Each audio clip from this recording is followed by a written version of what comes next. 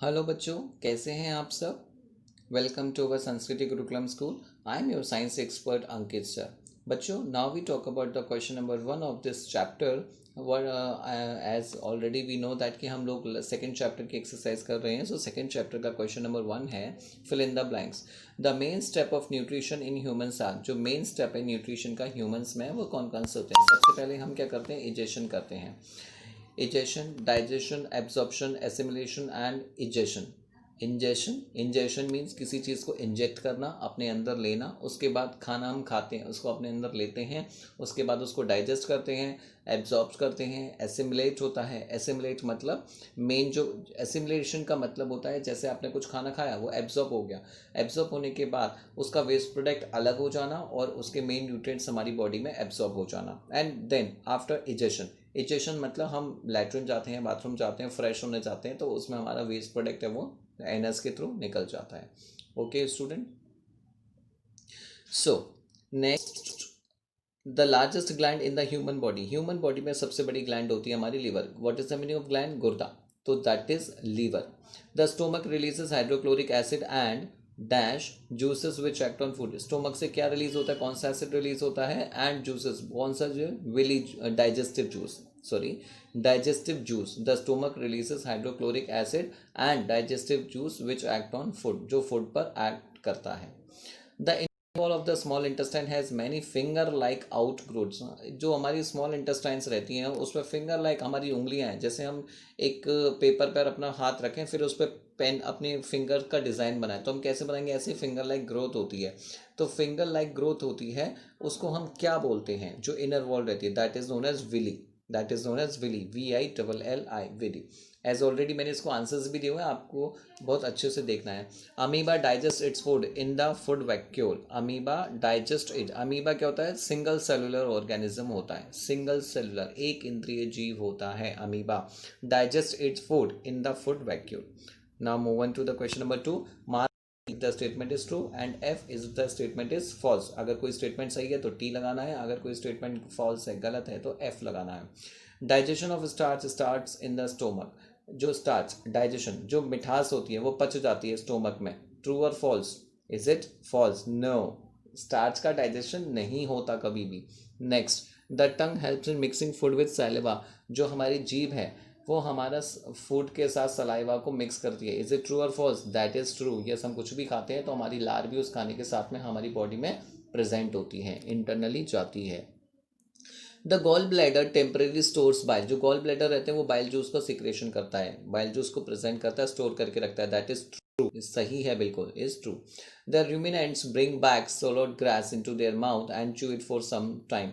जैसे ruminant, जैसे आपने कुछ कभी काऊ जानवर देखा है, काऊ है, बफेलो है, तो ये सब कुछ खास खाते हैं तो आराम से पूरे टाइम ये मुंह को चला के रखते हैं। एक वाइट कलर का सब्सटेंस क्रिएट होता है, तो वाइट कलर का जो सब्सटेंस क्रिएट होता है, तो ruminants क्या कहता है? Bring back swallowed। swallowed का मतलब होता है जैसे चबाना और फिर मुंह चलाते रहना पूरे टाइम पे। ग्रास इनटू देयर माउथ, उनके मुंह में हमेशा घास जैसा कुछ रहता है। And chew it for some time, कुछ टाइम तक उसको चलाते रहते हैं जब तक उसका रस पूरी अंदर तक ना चला जाए। That is true. Question number 3. Tick mark the correct answer in each of the following. Fat is completely digested in stomach, mouth, small intestine, large intestine. Answer is small intestine. As already we discussed in our previous video. हम अपने पुराने video में ये भी discuss कर चुके हैं। Water from the undigested food is absorbed. जो undigested food है, जो खाना पचता नहीं है, तो पानी कहाँ चला जाता है? Absorb कहाँ हो जाता है? That is large intestine. Next, match the items of column 1 with those in column n. Food components की बात करते हैं। कार्बोहाइड्रेट्स, कार्बोहाइड्रेट्स किस में रहता है? शुगर में। प्रोटीन्स किस में रहता है? अमीनो एसिड्स में। फैट्स किस में रहता है? फैटी एसिड्स एंड ग्लिसरॉल में। ठीक है, okay student. Now we talk about the question answers of this chapter. Question number 5, what are villi, what is their location and what are function. Villi क्या होता है, कहाँ ये प्रेजेंट होता है, इसकी लोकेशन कहाँ होती है, और ये क्यों काम आता है, क्या फंक्शन है इसका विली का। सबसे पहले, the inner wall of the small intestine have thousands of finger like outgrowths. जो इनर वॉल रहती है, जो भी हमारी इनर वॉल रहती है, उसका जो स्ट्रक्चर रहता है वो फिंगर लाइक रहता है, जैसे हमारे हाथ का स्ट्रक्चर रहता है। दीज आर कॉल्ड विली, उसको हम विली बोलते हैं। विली हमारे स्मॉल इंटेस्टाइन में प्रेजेंट होती है, और विली क्या करती है? जो भी हमारा खाना पच जाता है, जो भी हमारा खाना पच जाता है, हमारी बॉडी में एब्जॉर्ब होता है, उसके एरिया को इंक्रीज कर देती है, बढ़ा देती है। Each villus has a network of thin and small blood vessels close to its surface. हर जो वेली होती है, जो विलस होता है हमारा, वो बहुत कैसा होता है, पतला, थिन लाइक स्ट्रक्चर होता है, थ्रेड लाइक, बहुत पतले धागे जैसा स्ट्रक्चर होता है, और छोटी छोटी उसमें जो ब्लड वेसल्स होती हैं वो उसके सरफेस पर कनेक्ट रहती हैं। जो सरफेस है विली का, वो क्या करता है, जो भी हम खाना खाते हैं, जो विली का जो सरफेस होता है, जो भी हम खाना खाते हैं उसको डाइजेस्ट करने में हेल्प करता है, मतलब हमारे पाचन क्रिया में हमारी मदद करता है। कौन? विली। कहाँ प्रेजेंट होता है? स्मॉल इंटेस्टाइन में। Next question, where is the bile produced, which component of the food does it help to digest. Bile क्या होता है और कौन सा ऐसा फूड का कंपोनेंट है जो उसको डाइजेस्ट होने में मदद करता है? Bile is produced by liver. Bile किसकी वजह से प्रोड्यूस होता है? लीवर की वजह से। और कहाँ स्टोर होता है? गॉल ब्लैडर में प्रोड्यूस होता है। बाइल क्या करता है? जो फैट होती है उसको डाइजेस्ट करने में मदद करता है। Bile juice digest fat. Name the type of carbohydrate that can be digested by ruminants but not bye humans. कौन से ऐसे तरह के कार्बोहाइड्रेट्स हैं जो रूमिनेंट्स, जो हमारे जानवर हैं, रूमिनेंट्स हैं, वो डाइजेस्ट कर लेते हैं, बट ह्यूमंस हमारे डाइजेस्ट नहीं कर पाते? ऐसा क्यों? Answer, cellulose a type of carbohydrate that can be digested by ruminants but not bye humans. Cellulose एक ऐसी तरह का कार्बोहाइड्रेट है जो मनुष्य नहीं पचा पाता है, लेकिन जानवर, जो छोटे मोटे जानवर, बड़े बड़े जानवर होते हैं, वो सब उसको पचा लेते हैं। ऐसा क्यों? क्योंकि रूमिनेंट जो होता है उसका स्ट्रक्चर काफ़ी बड़ा होता है, उसको हम ल्यूमन बोलते हैं, जो हमारे स्मॉल इंटेस्टाइन और लार्ज इंटेस्टाइन के बीच में प्रेजेंट होता है। स्मॉल इंटेस्टाइन और लार्ज इंटेस्टाइन के बीच में ल्यूमन नाम का एक स्ट्रक्चर है, सैक लाइक स्ट्रक्चर है, वो प्रेजेंट होता है। और सेलुलोज जो होते हैं वो पूरी तरह से डाइजेस्टेड हो जाते हैं रूमिनेंट्स के द्वारा, बट ह्यूमंस में डाइजेस्ट नहीं होते। क्यों? क्योंकि वहाँ पर मतलब जो जानवर है वो कुछ भी खाते हैं तो वहाँ पे बैक्टीरिया भी प्रेजेंट होता है, तो बैक्टीरिया क्या करता है? वो सेलुलोज को डाइजेस्ट कर लेता है। लेकिन ह्यूमंस तो बहुत शुद्ध खाना खाते हैं, वो डाइजेस्ट, बहुत कम बैक्टीरिया उसमें पाए जाते हैं, तो वो उसको डाइजेस्ट नहीं कर पाते, इसलिए। So now we talk about the question number 8. What we get instant of energy from glucose. Glucose से हमको सबसे जल्दी कौन सी एनर्जी मिलती है? Glucose is the simplest form of carbohydrate which can be broken down easily to give energy.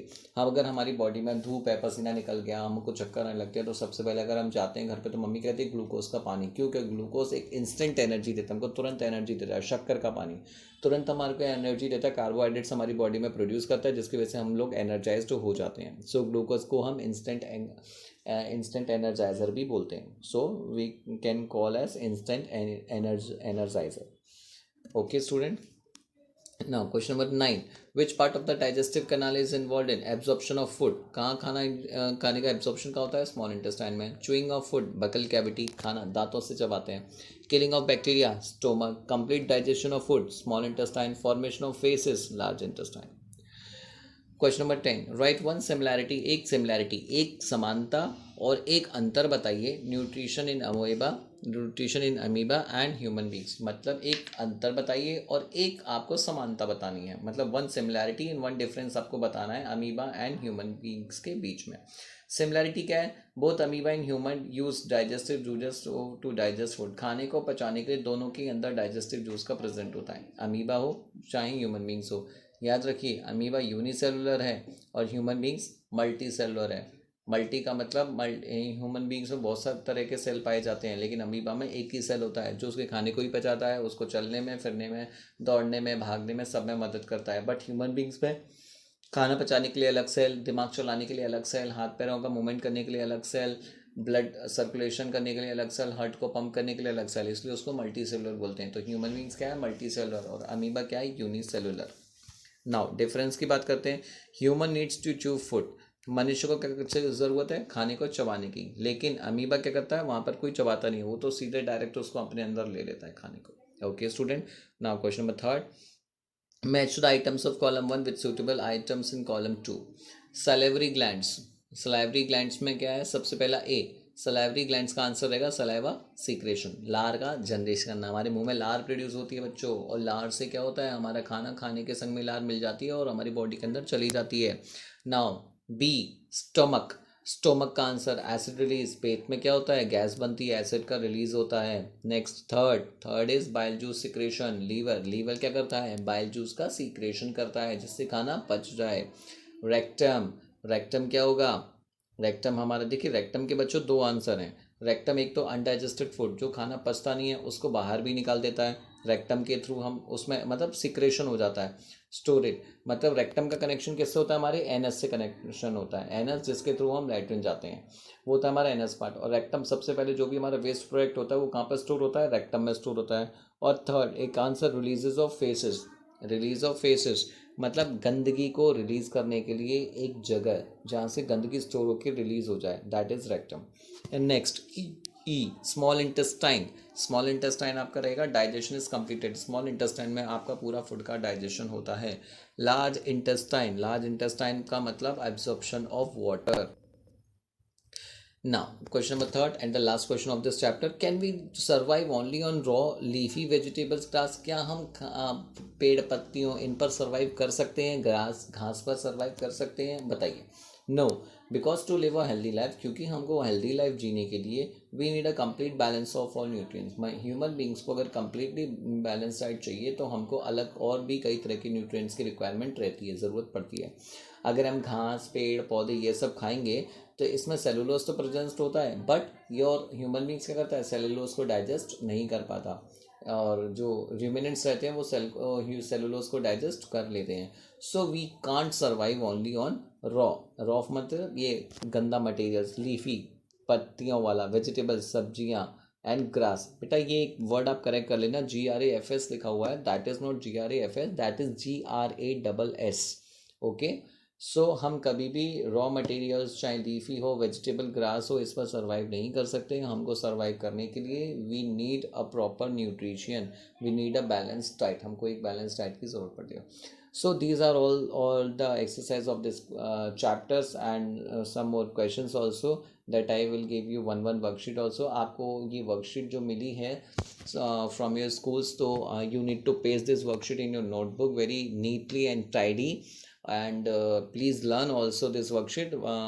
One more time I will give you one more MCQs questions that is you wanna learn also, है ना?